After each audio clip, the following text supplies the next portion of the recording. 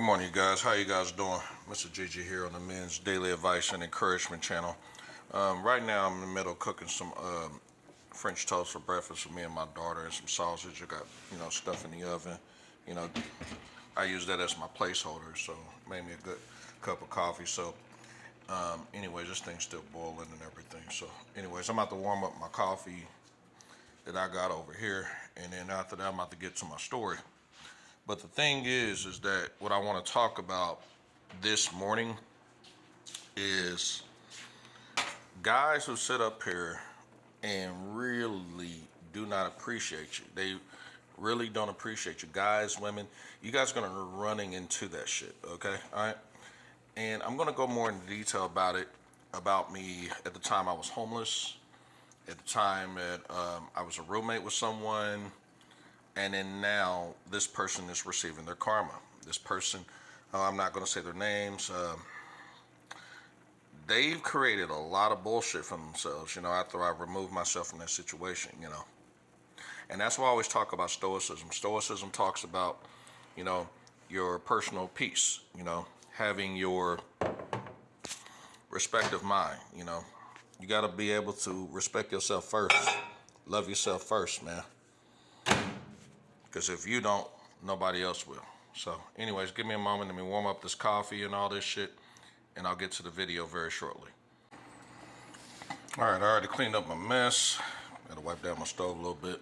Now, let's grab this damn coffee out here. So I'm about to break down this story to you guys. So give me one moment, please. Thank you very much. All right, you guys, how you guys doing? All right, so I believe, personally, I'm a very reasonable and patient person, okay? So, years ago, I was homeless. I was homeless, couch hopping, staying at random people's houses, people's apartments, staying in my vehicle, okay? And in the midst of it, I was raising my daughter, making sure she had a roof over her head, okay? So each of those incidences, yes, my daughter maintained a roof over her head. Yes, she did. But at the same time, myself, I had to suffer and make sure that I was staying in the vehicle or couch hopping or whatever, right? But long story short, my daughter's healthy. She's 17. I still got custody of her, things like that, okay? So I just want to let you guys know it was a struggle. It was a struggle raising my daughter, okay? And it was a struggle keeping a roof over my head. But anyways, fast forward. I had a roommate at the time. Told him what happened. I was homeless. I needed a place to stay. We agreed on the price. I think it was like $300 for the whole room. And at the time, I was in real estate. And so at that time, I just needed a place to just stay. But I had like thousands of dollars in my pocket. And I couldn't really get a place, at the time, because my background check, here in Missouri, a lot of the places are very sensitive to you having evictions or having a low credit score or not having proof of income. That's like the biggest, the top three, okay? All right. You can have the clearest background check you want to criminal wise, but any financial aspects, they're very, very particular, okay? So and if you find like a private landlord like Bob Joe who owns, let's say, 10 properties or whatever it may be, then when you deal with him, you're not going to get the best service you want. You're not going to get the repairs. You're not going to get the updates and all that other shit too. It's going to be high crime, and he's going to be one of those guys that he'll fix it whenever get to it or whatever, and it can go 6 months or a couple years without doing the repair. So I didn't want to deal with all this shit. Whatever. Okay, so it took me time to build myself up to be the man I am today. With a good credit score, good background, no evictions, shit like that. Whatever, okay? So, in an instance, I paid a guy like $300 a month, but I paid his rent up for 3 months, Remember, cost of living is cheaper here in the Midwest. And after I did that, I had found out that he had a coke problem. He was on cocaine, he was on wet. And so at the time, he went and cashed in, because when I pay people money orders, cash in the money orders, instead of spending it on his rent, spent it all on the cocaine, spent it all on the rent.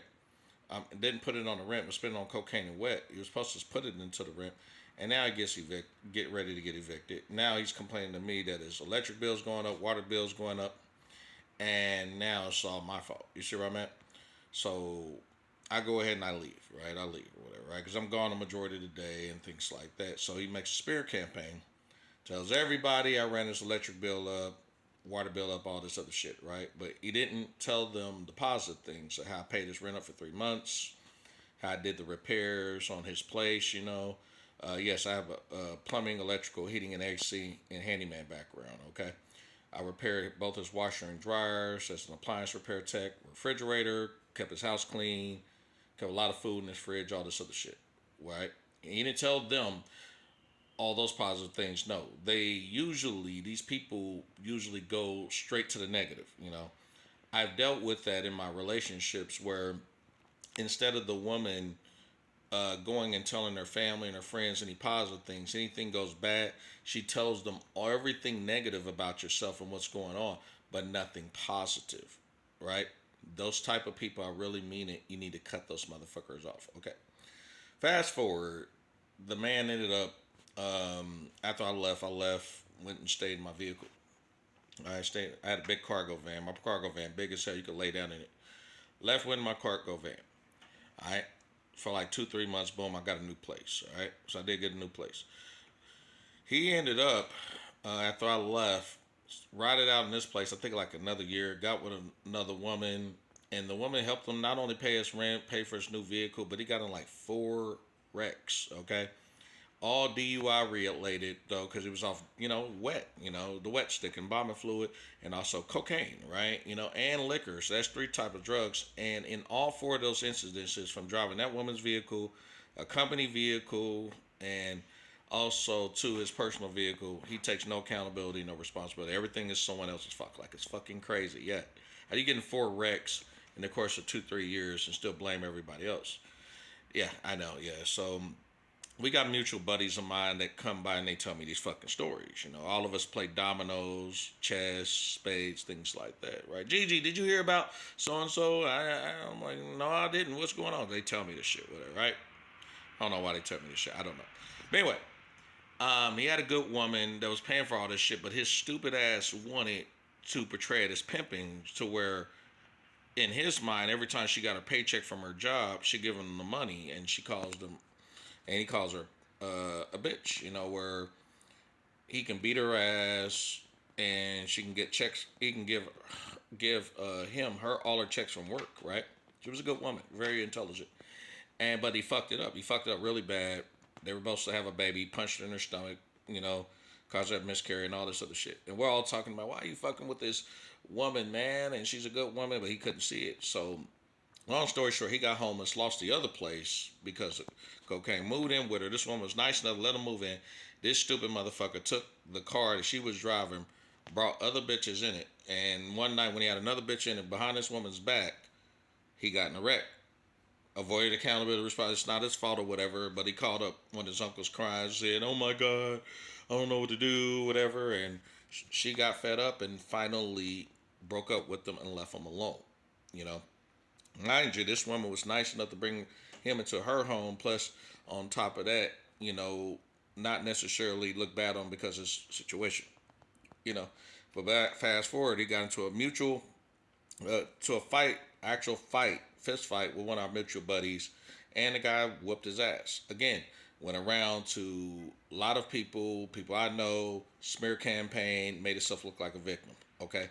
So what am I saying about this, you guys? What I'm saying about this, you guys have to learn to distance yourself from people where they only explain the bad about you but never explain the good, and anything bad happens or whatever, they always make themselves look like the victim, and you are the fucking devil. You have to. It doesn't matter if you're family, especially if they're family, friends, associates, acquaintances, neighbors. It doesn't matter. Church members. It doesn't fucking matter. Black, white, pink, yellow, light-skinned, Hispanic, Mexican, Asian, doesn't matter. Latin America, doesn't fucking matter. Cut them loose.